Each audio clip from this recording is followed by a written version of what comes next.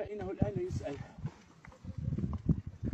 اللهم إننا قد وضعنا هذه الأمة وهي عزيزة على قلوبنا، لو كان الأمر بيدنا لأفرشنا لها الحرير، ولكن الأمر أمرك وقضاء قضاؤك. هي ضيفة عندك في هذا الشهر الكريم، ربنا تقبلها في الصالحين وافتح لنا ولها أبواب رحمتك. واعف عنا واعف عنا واغفر لنا وارحمنا وارحمها وارزق ذويها الصبر والسلوان.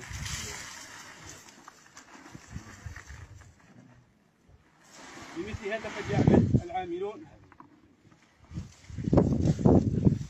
المقبرة هذه كما أخبرني أحد الإخوة محتاجة إلى المساعدة.